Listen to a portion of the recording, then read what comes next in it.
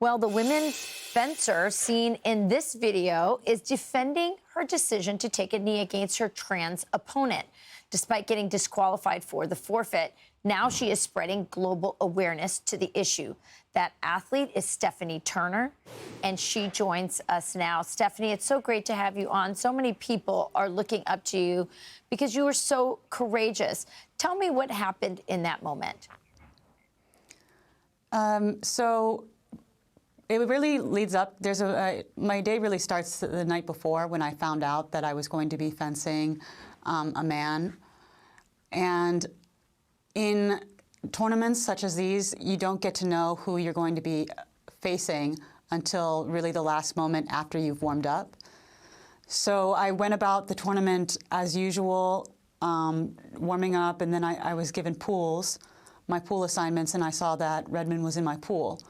So I had decided that I was going to take a knee, and I would go up against him as if it was a regular tournament, and at on guard ready, I would take that knee, and then I would explain my position.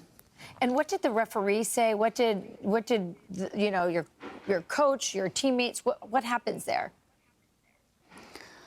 I think people were a little stunned.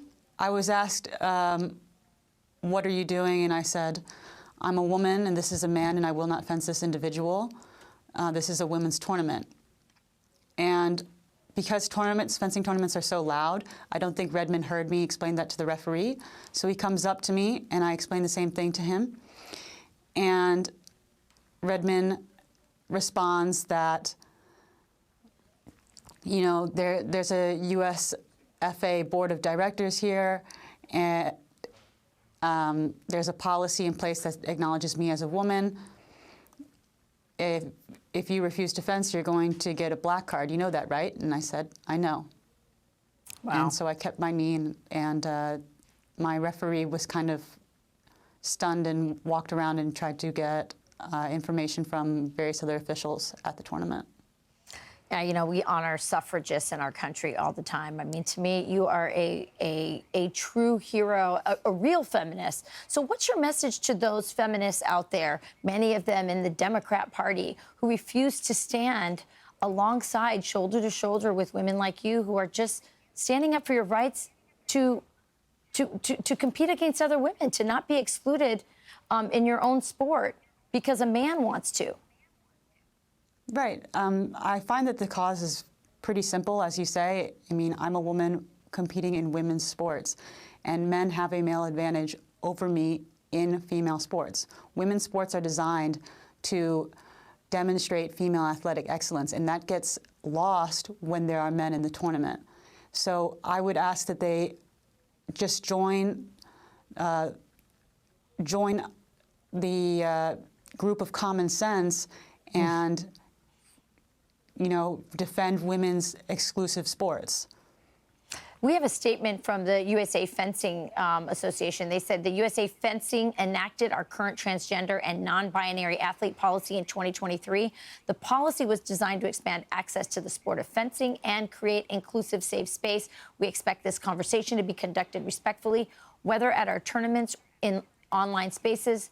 The way to progress is by respectful discussion based on evidence. Your response to that? So this policy was actually came at the heels of a lot of criticism to the USFA. So though they issued it in 2023, there were lots of transgender athletes competing in the women's division long before its issuance. And with regard to whether this is hateful, it's not. I'm just defending women's exclusive spaces. Women are a protected class. We're given rights, privileges, and protections based on that class, and girls are a doubly protected class of being children, and both children and female. So yes, when you talk about including women and girls, you need to talk as well about creating exclusive spaces that protect them. Yeah, so it's not hateful. You cannot have inclusion. Right. You cannot have inclusion without exclusion. Yeah. Yeah, no, they're telling me to wrap, but I just want to make sure I get in. It is not hateful. It is courageous what you did, and I hope that your courage is also contagious. Thank you, Stephanie. Thank you so much. I really appreciate it. Thank you. I'm Steve Ducey. I'm Brian Kilmeade. And I'm Ainsley Earhart. And click here to subscribe to the Fox News YouTube page to catch our hottest interviews and most compelling analysis.